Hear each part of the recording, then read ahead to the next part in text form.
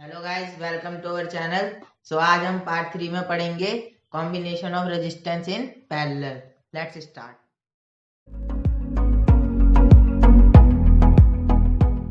Series वाला combination of resistance पढ़ चुके हैं। अब हम पढ़ेंगे पैरेलल में कैसे कंबाइन करते हैं रेजिस्टेंस को।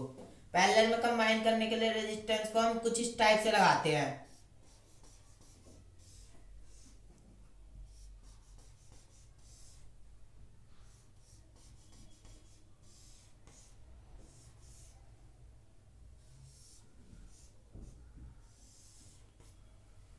ये रेजिस्टेंस हो जाएगा R1, ये रेजिस्टेंस R2, ये रेजिस्टेंस R3, ये पॉजिटिव टर्मिनल, ये नेगेटिव टर्मिनल। अब इसमें हमें पता है जो करंट होता है पॉजिटिव टू नेगेटिव फ्लो करता है। करंट हो जाएगा I, positive to negative flow करेगा। अब हमें इसमें क्या करना है, यहाँ से जो करंट होता है ये सेम जाता है, लेकिन यहाँ पे जैसे यहाँ पे I गया, यहाँ पे भी I गया। अब यहाँ पे जाके ना तीनों रेजिस्टेंस में अलग अलग करंट जाएगा। यहाँ पे I1 जाएगा, यहाँ पे I2 जाएगा, यहाँ पे I3 जाएगा। सो मेरे कहने का मतलब ये है कि जो गाइस जो पैरेलल होता है ना उसमें जो करंट है वो अलग अलग जाता है हर एक रेजिस्टेंस में से। और मैंने आपको बताया था जो सीरीज कॉम्बिनेशन होता है उसमें जो करंट होता है हर एक रेजिस्टेंस में से सेम जाता है। अगर पैरेलल कॉम्बिनेशन में अगर हम इक्विवेलेंट रेजिस्टेंस मतलब इस सर्किट में टोटल कितना रेजिस्टेंस है अगर हमें वो निकालना है, हम गाइस उसके लिए ये वाला फॉर्मूला यूज करते हैं। गाइस अगर हम पैरेलल में बात करें रेजिस्टेंस कॉम्बिनेशन ऑफ रेजिस्टेंस में आर इक्विवेलेंट निकालने का जो फॉर्मूला होता है सिंपल होता है 1/R1 plus 1/R2 plus 1/R3।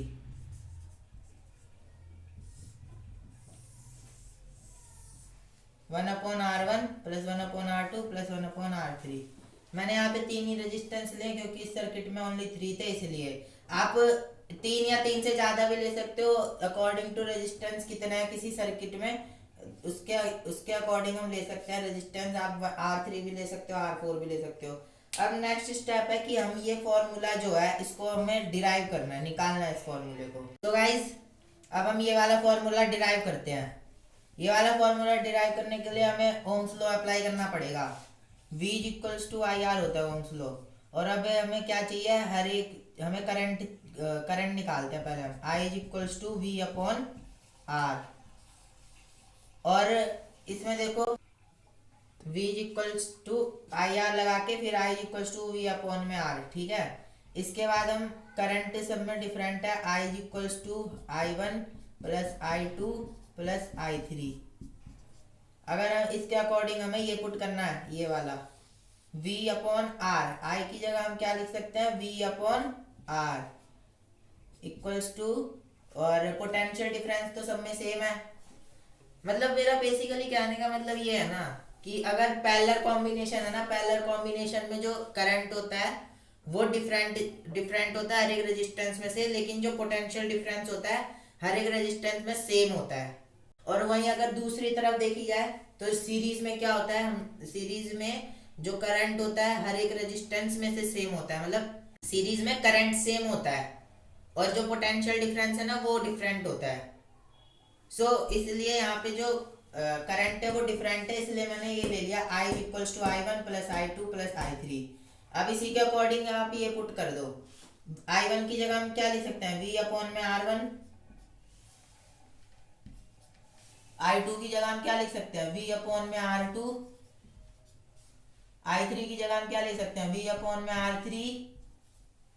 अब V/R, और यहाँ पे देखो V सब में सेम है, V को हम क्या ले लेते हैं common, 1/R1 plus 1/R2 plus 1/R3।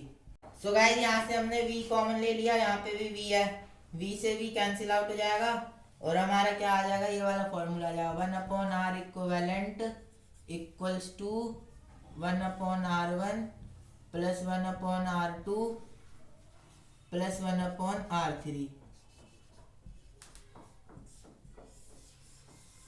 ये कैंसिल आउट हो जाएगा, ये 1/R equivalent equals to 1/R1 plus 1/R2 plus 1/R3। ये वाला फॉर्मूला जो है हमारा डिराइव हो गया। इसमें मोटी मोटी बात यही है कि पैरेलल में क्या होता है, करंट हर एक रेजिस्टेंस में से डिफरेंट फ्लो करता है, करंट जो होता है डिफरेंट होता है हर एक रेजिस्टेंस में से, बट पोटेंशियल डिफरेंस जो होता है यहाँ पे सेम होता है। आई होप आपको ये क्लियर हो गया होगा पैरेलल कॉम्बिनेशन का डेरिवेशन। अब इसके आगे हम इसके कुछ क्वेश्चंस करते हैं। सो गाइस अब हम इस पे एक आध क्वेश्चन करते हैं।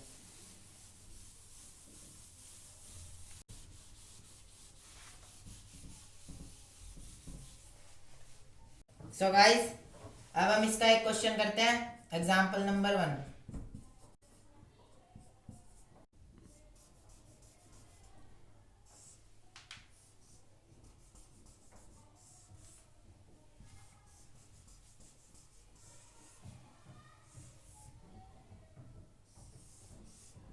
ये बैटरी हो गई, करंट की डायरेक्शन पॉजिटिव टू नेगेटिव आई, एंड इसके बाद आप ये ले सकते हैं 3 ओम, ये ले लो 2 ओम, और ये ले लो 4 ओम। अब हमें इस सर्किट का इक्विवेलेंट रेजिस्टेंस निकालना है। इक्विवेलेंट रेजिस्टेंस निकालने के लिए वही सिंपल सा फॉर्मूला यूज करेंगे, 1/R equivalent equals to 1/R1 plus 1/R2 plus 1/R3। ये वाला फॉर्मूला यूज करेंगे। 1/R equivalent equals to 1/R1 क्या 3 प्लस 1/R2 क्या 2 प्लस 1/4। अब इसका एलसीएम लेते हैं। सो गाइस इसका एलसीएम 12 आएगा।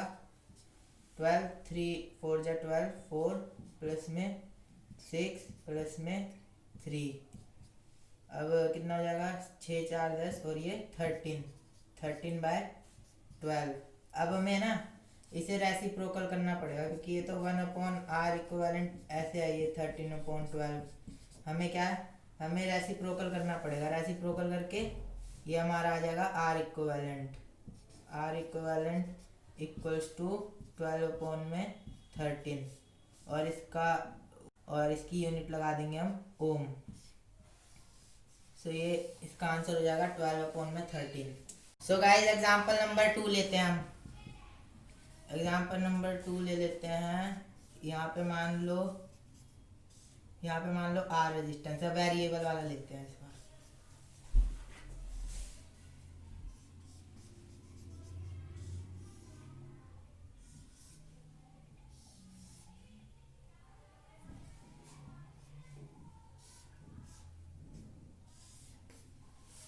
यहाँ पे मान लो आ रहे, यहाँ पे भी आ रहे, यहाँ पे भी आ रहे। अब करंट तो आई यहाँ से जाएगा, यहाँ से जाएगा I1 I2 I3, इसमें 3 आ रहा है वेरिएबल में। अब हमें इसका R इक्विवेलेंट निकालना है। R इक्विवेलेंट वही फॉर्मूला यूज करो, 1/R equivalent equals to 1/R plus 1/R। इसके बाद R आ जाएगा यहाँ पे, इसके बाद 1 प्लस 1 प्लस 1, ये क्या हो जाएगा 3/R। तो इक्विवेलेंट रेजिस्टेंस थोड़ी ना अभी, ये इक्विवेलेंट रेजिस्टेंस तो अब होगा R equivalent equals to R/3। R/3 is the equivalent resistance of this circuit. I hope आपको ये क्लियर हो गया होगा, एकदम इजी है ये। सो गाइस अब हम एक यूनिक सा क्वेश्चन करते हैं, एग्जांपल नंबर 3। मान लो एक रेजिस्टेंस ऐसे है। सो गाइस हम ऐसे ले लेते हैं रेजिस्टेंस, एक ये रेजिस्टेंस यहाँ लगा हुआ है, एक रेजिस्टेंस यहाँ लगा हुआ है। इसके बाद ये हो गया हमारा सर्किट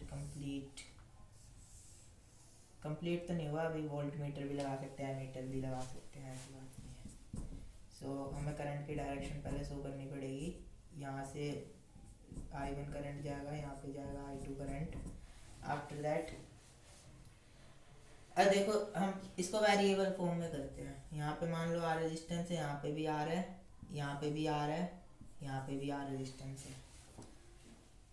अब देखो इसमें I1 जो करंट है वो इस वाले से जा रहा है, ऐसे करके ऐसे जा रहा है, ठीक है। और यहाँ पे देखो बेसिकली ना ये जो क्वेश्चन है ना इसमें हमें दोनों कॉन्सेप्ट लगाने पड़ेंगे, सीरीज वाला भी और पैरेलल वाला भी कॉन्सेप्ट लगाना पड़ेगा। अब सीरीज वाला कॉन्सेप्ट हमें कहाँ लगाना पड़ेगा, जैसे कि ये रेजिस्टेंस आर है, यहाँ से भी रेजिस्टेंस आर। सो पहले हम इन दोनों को ना, ये दोनों सीरीज में है तो हम पहले सीरीज सॉल्व करते हैं इन दोनों का, इसका और इसका।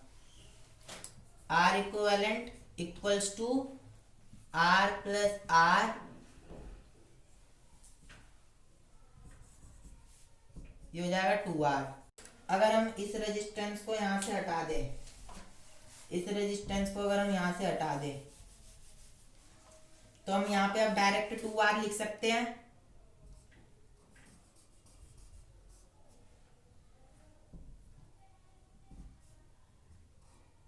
यहाँ पे हम डायरेक्ट 2R लिख सकते हैं। अब नीचे वाले का भी सेम एज इट इज करेंगे, पहले सीरीज में जाएगा, ये सीरीज में कर देते हैं इनको भी, इन दोनों का भी। R equivalent equals to R plus R, कितना हो जाएगा ये 2R। अब इसको भी अगर हम हटा के सीधा डायरेक्ट 2R लिख सकते हैं। अब हम इसको भी हटा के,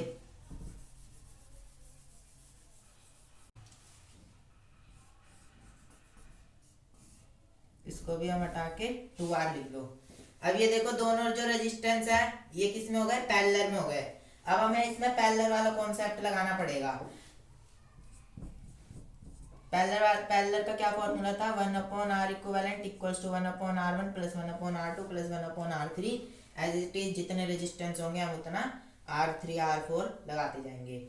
अब R इक्विवेलेंट हमें इसका निकालना है, 1/r equivalent equals to 1/2R plus 1/2R। इसका एलसीएम क्या हो जाएगा, 2R हो जाएगा इसका एलसीएम, और ये हो जाएगा 1 प्लस 1। इसके बाद 1/, सो गाइस ये क्या हो जाएगा, 1 plus 1 2, 1/r equivalent equals to 1 plus 1 2, और ये हो जाएगा 2R। इसके बाद R इक्विवेलेंट इक्वल्स टू, इसको रेसिप्रोकल कर देंगे, 2R अपॉन में 2 से 2 कैंसिल आउट। R इक्विवेलेंट कितना आ जाएगा टोटल इसका, R।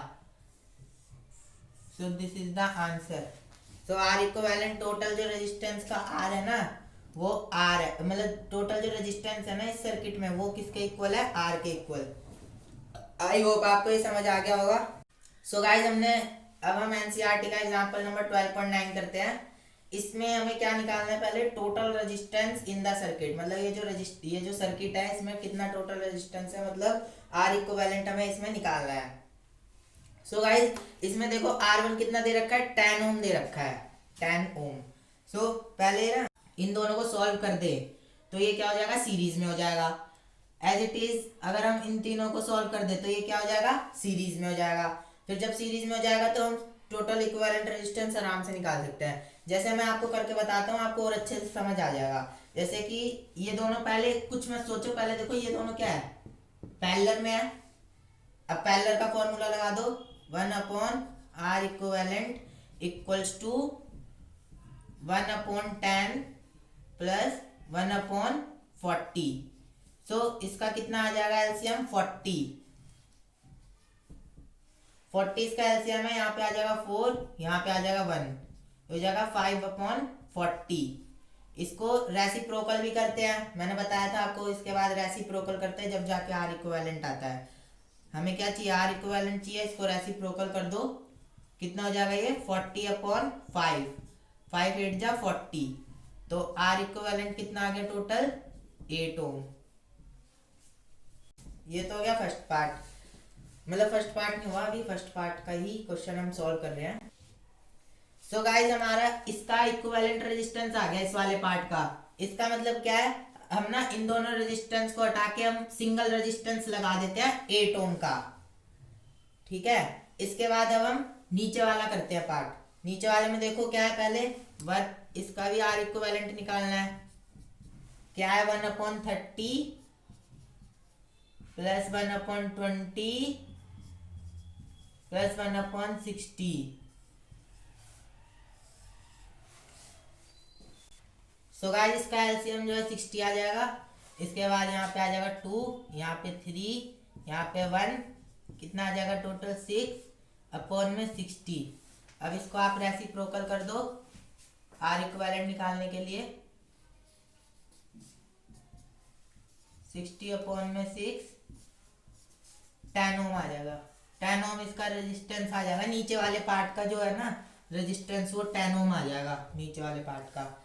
अब इसका मतलब क्या है, हम नीचे के 3 रेजिस्टेंस है ना 30, 20 और 60 ओम के रेजिस्टेंस को हम हटा के हम सिंगल रेजिस्टेंस लगा सकते हैं 10 ओम का। अब इसके आगे समझते हैं। सो गाइस यहाँ पे कितना आया था रेजिस्टेंस, 10 ओम का रेजिस्टेंस आया था, और यहाँ पे बैटरी कितनी दे रखी है 12 वोल्ट की। अब हमें क्या चाहिए था total resistance in the circuit. तो हमारा जो ये सर्किट है अब ये बिल्कुल सिंपल बन चुका है। अब हम इसमें रेजिस्टेंस निकालेंगे, और आपको देखने से ही लग रहा होगा ये दोनों जो है सीरीज में है। देखो यहाँ से करंट गया आई, यहाँ से भी गया आई, सेम करंट जाके यहाँ पे आ जाएगा। तो ये जो है दोनों किस में हो गए, सीरीज में हो गए। R equivalent equals to 10 plus 8 कितना हो गया total resistance in the circuit 18 ohm. After that ये देखते हैं बी पार्ट करते हैं। अब total current flowing in the circuit, total current कितना फ्लो कर रहा है सर्किट में, अब हमें ये निकालना है। सो हमको पता है V equals to I R is the Ohm's law. इसके बाद हमें क्या चाहिए, करंट चाहिए, I चाहिए हमें R हमारा निकल गया है, और जो वोल्ट है वो जो पोटेंशियल डिफरेंस है वो कितना दे रखा है 12 वोल्ट। तो 12 वोल्ट इक्वल्स टू I, और ये R कितना दे रखा है हमको, R हमारा कितना निकला है 18। सो I कितना हो जाएगा यहाँ पे 12 अपॉन में 18। अब 2 6 जा 12, 2 9 जा 18, 3 2 जा 6, 3 3 जा 9। अब ये कितना आ जाएगा। सो गाइस अगर इसको आप सॉल्व करोगे तो कितना आ जाएगा 0.67 एम्पियर, लगाना मत भूलना। सो गाइस यही है इसमें। ये भी क्वेश्चन बहुत इजी था। पहले दोनों थे पैरेलल में, मतलब पैरेलल में दे रखे थे, सबको हमने सीरीज में करके इतने सारे रेजिस्टेंस हमें देखने में लग रहा है क्वेश्चन कितना मतलब वो होगा, मतलब डिफिकल्ट टाइप का, लेकिन है बहुत इजी। जैसे पहले ना आपको पहला स्टेप यही है कि सर्किट को ना एकदम सिंपल कर दो। सिंपल लाइक जैसे कैसे हमने ऊपर वाला जो था वो सिंपल कर दिया था, ऊपर वाला दोनों रेजिस्टेंस को हटा के सिंगल रेजिस्टेंस लगा दिया। नीचे वाले में भी हमने क्या करा था, तीनों रेजिस्टेंस को हटा के एक सिंगल रेजिस्टेंस लगा दिया। फिर हमने क्या करा, सिंपली ये सीरीज में हो गया, सीरीज में हो गया, उसके बाद हमने इसको सॉल्व कर दिया। सो गाइज आप इस चीज में बिल्कुल कंफ्यूज मत होना कि यहाँ पे भी ये रेजिस्टेंस है, यहाँ पे भी रेजिस्टेंस है, तो ये पैरेलल में दिख रहा है, देखने में तो ये पैरेलल में दिख रहा है, लेकिन है नहीं। क्यों नहीं है, क्योंकि देखो यहाँ पे आई करंट है, यही करंट जो है सीधा फ्लो होता है, यहाँ पे जाता है, यहाँ पे भी आई करंट आता है, यहाँ पे भी आई करंट आता है। क्यों, क्योंकि जो सीरीज होता है उसमें क्या होता है कि करंट जो होता है वो हर एक रेजिस्टेंस में से सेम फ्लो करता है। अगर यहाँ पे ऐसे होता ना कि मान लो यहाँ पे ऐसे ऐसे एक रेजिस्टेंस लगा होता, तो फिर यहाँ पे जो करंट है वो बढ़ जाता है, यहाँ पे I1 यहाँ पे I2, तब ये पैरेलल में होता। लेकिन ये देखने में पैरेलल लग रहा है सर्किट, लेकिन है नहीं पैरेलल में, ये सीरीज में ही है। सो आई होप आपको ये क्लियर हो गया होगा। सो गाइस अब हम पढ़ने जा रहे हैं advantage of parallel over series combination. हमने दो कॉम्बिनेशन पीछे पढ़े थे, पैरेलल कॉम्बिनेशन और सीरीज कॉम्बिनेशन। सो इसमें जो पैरेलल के हम बेसिकली इसमें हम एडवांटेज पढ़ेंगे, और सीरीज के कुछ डिसएडवांटेज है वो पढ़ेंगे। सो कैसे हैं वो मैं बताता हूँ। अगर फर्स्ट डिसएडवांटेज बताऊँ मैं सीरीज का, तो जैसे मान लो यहाँ पे एक ये लैंप लगा हुआ है, यहाँ पे एक मान लो फैन लगा हुआ है, और यहाँ पे एक मान लो लगा हुआ है एक और लैंप लगा है, और ये सर्किट हो गया हमारा कंप्लीट। अब इसमें बताया था positive to negative current flow करता है, आई आई आई। अब देखो सीरीज कॉम्बिनेशन में क्या होता है ना कि जैसे मान लो ये वाला जो है ना, ये वाला कंपोनेंट जो है इस सर्किट में वो हो गया डैमेज, मतलब मान लो ये वाला जो लैंप है वो हो गया फ्यूज, ये वाला लैंप जो है वो फ्यूज हो गया। तो क्या होगा कि इस लैंप के फ्यूज के होने की वजह से ये जो बाकी दोनों कंपोनेंट है ना ये भी वर्क करना बंद कर देंगे, ये इसका सबसे बड़ा डिसएडवांटेज है। और वहीं अगर हम पैरेलल का देखें, पैरेलल में मान लो यहाँ पे लगा है एक लैंप लगा है, यहाँ पे मान लो एक फैन लगा है और यहाँ पे मान लो एक और लैंप लगा है।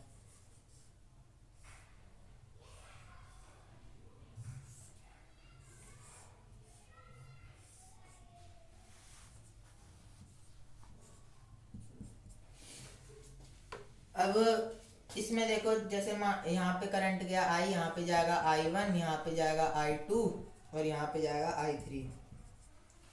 इस वाले सर्किट में देखो मान लो ये वाला जो फैन है ना ये खराब हो गया, ये डैमेज हो गया पूरा, ये खराब हो गया है। तो अगर ये वर्क नहीं करेगा ना तो बाकी ये दोनों तो वर्क करेंगे, ये वाला जो लैंप है ये भी वर्क करेगा और ये वाला भी लैंप वर्क करेगा। मतलब मेरे कहने का मतलब यही है कि जो सीरीज कॉम्बिनेशन है ना उसमें देखो एक कंपोनेंट खराब हुआ तो बाकी दोनों वर्क करना बंद कर दिया। और इसमें क्या है कि एक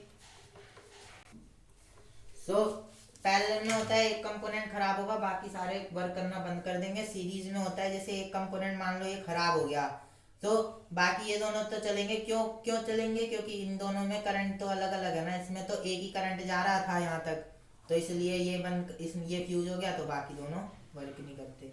और इसमें क्या होता है कि सबके अपने अपने करंट, मतलब सबके डिफरेंट करंट जा रहे हैं सब में से, सो इसलिए ये वाला खराब होगा तो ये दोनों वर्क करेंगे। अगर मैं दूसरे पॉइंट की बात करूँ ना, दूसरे पॉइंट अगर मैं ऐसे बता देता हूँ कि जो पैरेलल है ना उसमें पैरेलल कॉम्बिनेशन में जो रेजिस्टेंस, इक्विवेलेंट रेजिस्टेंस होता है ना पूरे सर्किट का वो बहुत कम होता है, इसलिए जो पैरेलल कॉम्बिनेशन को हम ज़्यादा प्रीफर करते हैं। और अगर मैं थर्ड पॉइंट की बात करता हूँ, यहाँ पे थर्ड पॉइंट की बात करूँ तो मान लो ये लैंप है, ये मान लो ये भी लैंप है, ये दो लैंप है।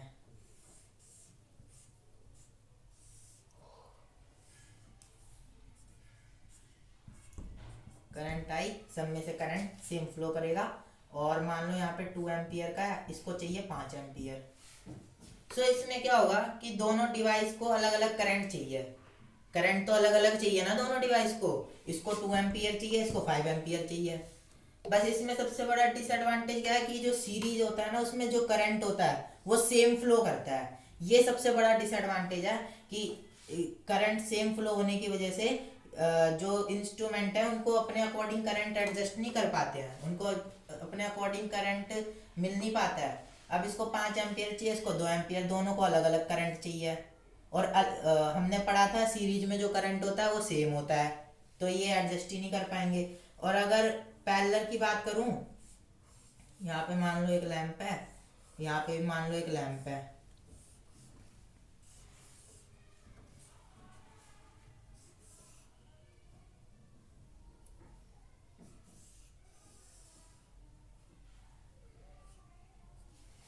अब इसको देखो, इसमें मान लो इसको 2 एम्पियर चाहिए, इसको भी 5 एम्पियर चाहिए यहाँ तक। और यहाँ से करंट जो है वो डिफरेंट हो गया, यहाँ पे गया I1 और यहाँ पे गया I2। तो इसमें क्या देखो दोनों इंस्ट्रूमेंट को करंट क्या चाहिए, अलग अलग चाहिए, और यहाँ पे जाके करंट भी क्या हो रहा है, अलग अलग हो रहा है। तो दोनों इंस्ट्रूमेंट अपने अकॉर्डिंग करंट लेके अच्छे से वर्क करेंगे। मतलब इसमें क्या होता है दोनों इंस्ट्रूमेंट ना अपने एडजस्ट कर लेंगे अपने अपने करंट को, मतलब कितना उन दोनों को चाहिए। इसको 2 एम्पियर चाहिए, 2 एम्पियर ले लेगा, इसको 5 एम्पियर चाहिए, 5 एम्पियर ले लेगा। इसलिए जो पैरेलल कॉम्बिनेशन होता है ना वो बेस्ट होता है सीरीज कॉम्बिनेशन से। और हम घर जो जितने भी हाउस होल्ड सर्किट होते हैं ना उनमें आजकल पैरेलल कॉम्बिनेशन ही चलता है। आई होप आपको ये समझ आ गया होगा।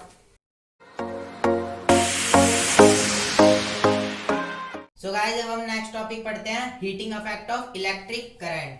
Heating effect of electric current मतलब कि करंट है ना वो कैसे अपना वो हीट रिलीज कैसे करता है। मतलब जैसे कोई सर्किट है, किसी भी सर्किट में अगर रेजिस्टेंस ज्यादा होगा ना तो वो हीट की फॉर्म में अपनी एनर्जी को लॉस करेगा। या फिर आप कोई कंडक्टर मान लो, कंडक्टर में अगर रेजिस्टेंस ज्यादा होगा ना तो फिर वो हीट की फॉर्म में अपनी एनर्जी को लॉस करेगा। इसी को हम बोलते हैं heating effect of electric current. और जैसे अगर हम इसके डेफिनेशन से समझे कि if an electric circuit is purely resistive the source of energy continuously get dissipated entirely in the form of heat, this is known as heating effect of electric current. मतलब कि ये भी यही बोल रहा है कि अगर कोई सर्किट है वो प्योरली रेजिस्टिव है। प्योरली रेजिस्टिव मतलब वो करंट के फ्लो को अपोज कर रहा है। मतलब जो रेजिस्टेंस की वजह से ना वो अपनी हीट को, अपनी एनर्जी को लॉस कर रहा है हीट की फॉर्म में। जैसे आपने देखा होगा डेली लाइफ से कोई एग्जांपल ले लो, जैसे आप फोन का चार्जर लगा देते हो देर तक, तो वो क्या हो जाता है, गर्म हो जाता है। क्यों हो जाता है? रेजिस्टेंस की वजह से। रेजिस्टेंस की वजह से गर्म हो जाता है, तो वो अपनी एनर्जी जो है वो हीट की फॉर्म में क्या करता है, लॉस करता है। के बाद अगर हम इसकी heating effect of electric current में, बेसिकली ये फॉर्मूला होता है E is equals to P into T. E जो है वो एनर्जी है। एनर्जी कौन सी एनर्जी लॉस हो रही है, किसकी फॉर्म में एनर्जी लॉस हो रही है, हीट की फॉर्म में एनर्जी लॉस हो रही है। तो हम ई को एच के इक्वल मान लेते हैं। एच के इक्वल मान लिया। अब आप इसको यहाँ पे H is equals to P. P क्या है? पावर। टी क्या है? टाइम। पावर को हम क्या लिख सकते हैं? पावर का फॉर्मूला वी आई होता है। तो हम पावर की जगह क्या लिख सकते हैं? वी आई। और ये टाइम टी। सो हीट का जो फॉर्मूला ये भी ये हीट का फॉर्मूला हमारा आ गया ये वी आई टी। अगर वी आई टी को अगर हम और आगे डिफरेंशिएट कर दे, डिफरेंशिएट जैसे v की जगह आप लिख दो I R. v equals to I R होता है ना, ओम्स लॉ में हमने पढ़ा था। अब same as it is h is equals to v की जगह लिख दो I are,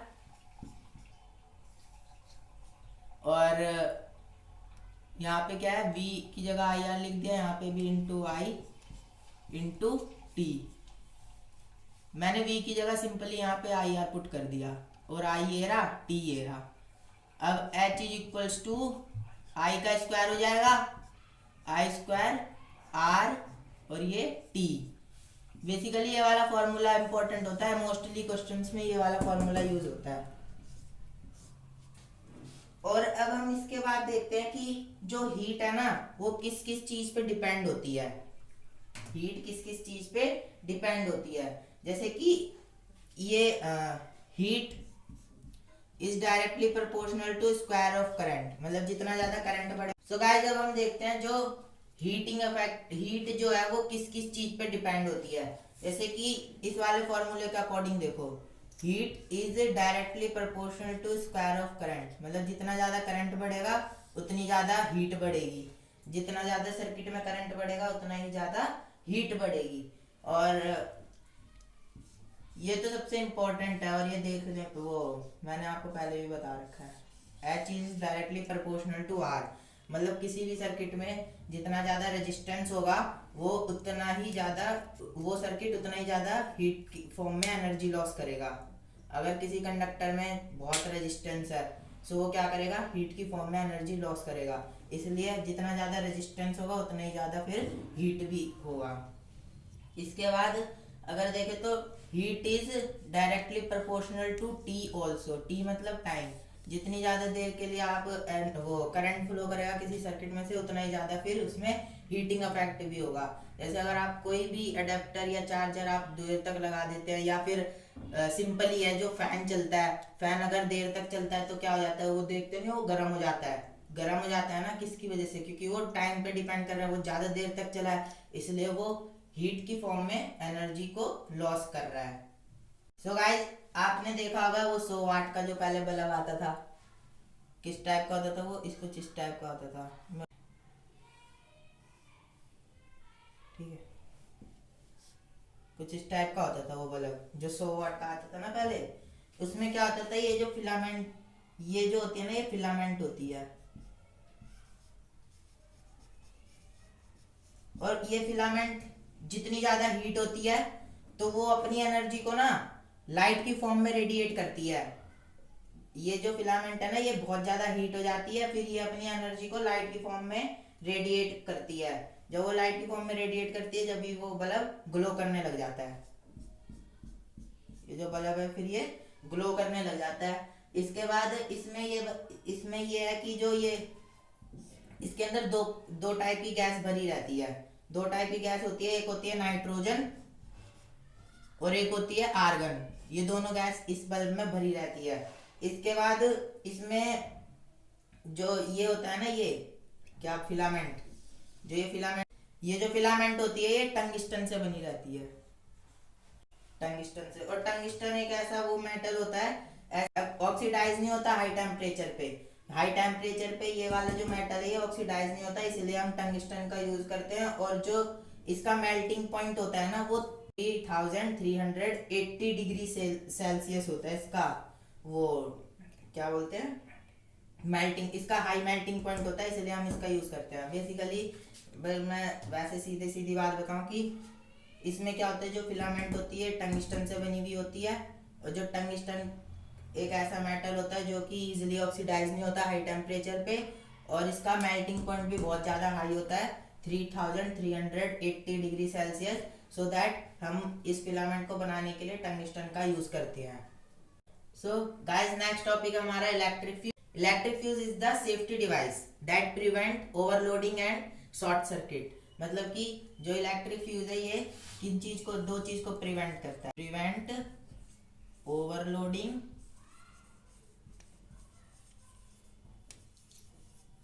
and short circuit.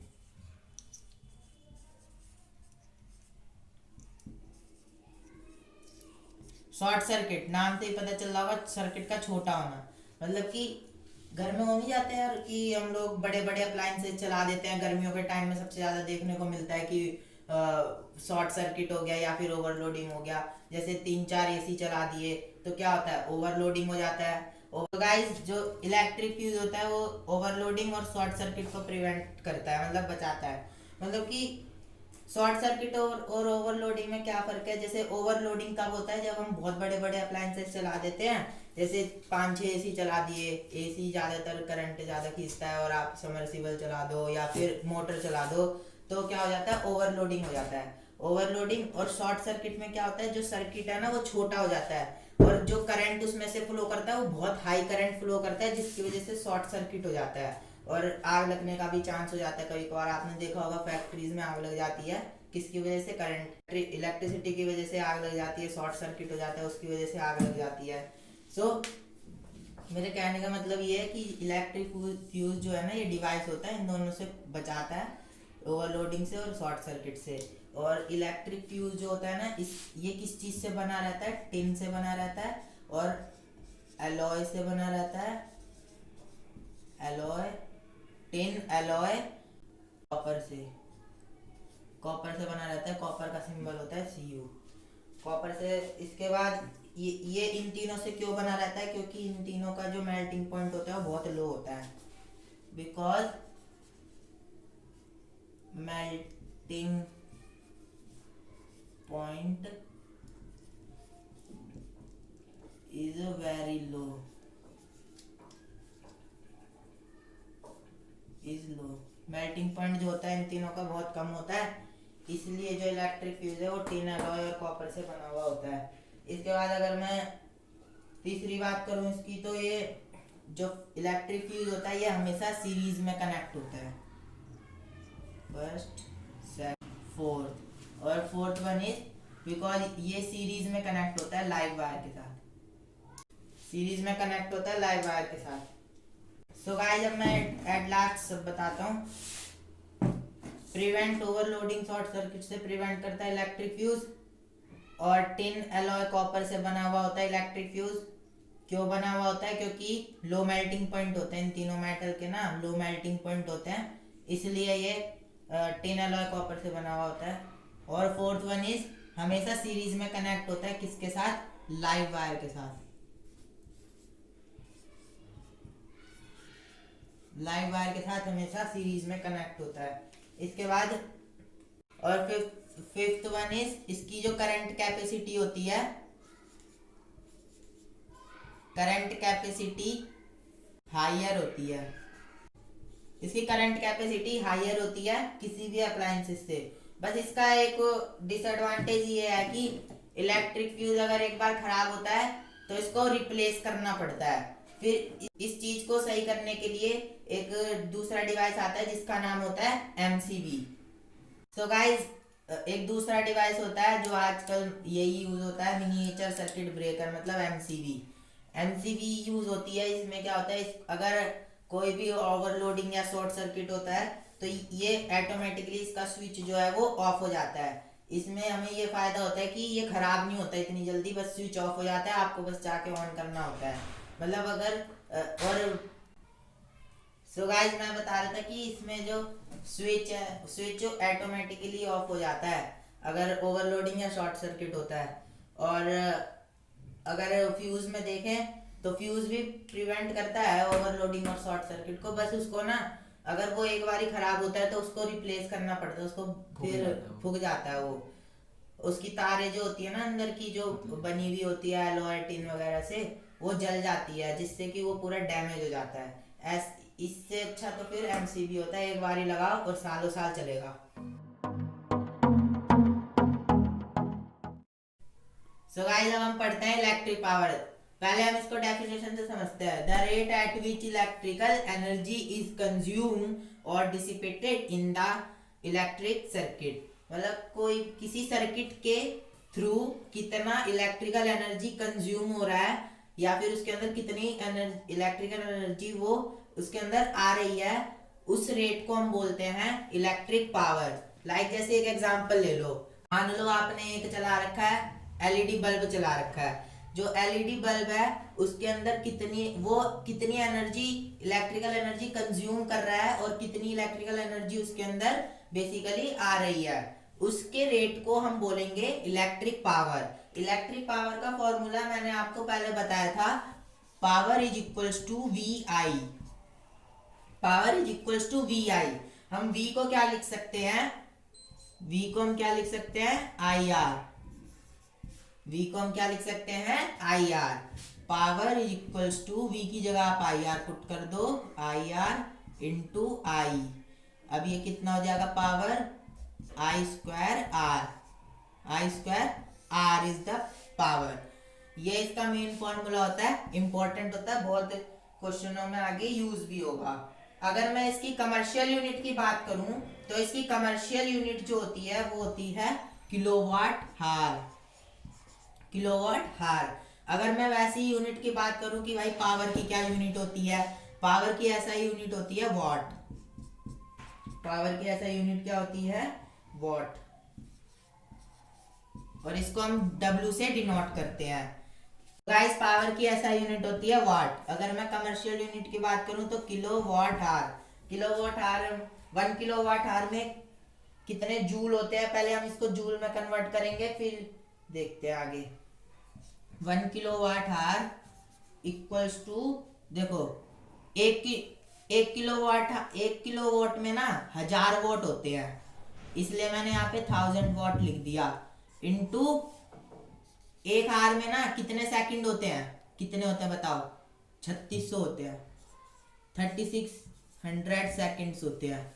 सो अब आप इसको मल्टीप्लाई करोगे तो कितना आ जाएगा 3.6 इंटू 10 की पावर 6, और यहाँ पे कितना आ जाएगा वॉट। देखो ये वॉट है और ये सेकंड है, वॉट सेकंड। इसकी यूनिट क्या बन जाएगी वॉट सेकंड, मल्टीप्लाई कर देंगे ना तो ये वॉट सेकंड, मतलब 3.6 इंटू 10 की पावर 6 वॉट सेकंड। 1 किलोवाट, जैसे अगर कोई पूछे ना कि 1 किलोवाट आवर में कितने वॉट सेकंड होते हैं, तो 3.6 इंटू 10 की पावर 6 वॉट सेकंड, और इतने ही जूल भी होते हैं, जूल इंटू 10 की पावर 6 जूल। जे से डिनोट करते हैं ना जूल को। सो गाइस बेसिकली यही है। और अगर जैसे आपको 1 किलोवाट आवर में इतने जूल होते हैं, अगर आपको जूल वाली यूनिट में कन्वर्ट करना है तो आप जूल में आराम से कर सकते हैं। 1 किलोवाट आवर में इतने जूल होते हैं, 2 किलोवाट आवर में कितने होंगे, 2 से मल्टीप्लाई कर दो उतने जूल हो जाएंगे। सो यही होती है commercial unit of electric power. And I hope आपको ये समझ आया होगा। सो गाइस ये चैप्टर का एंड है, तब तक के लिए good bye and have a nice day. Thank you.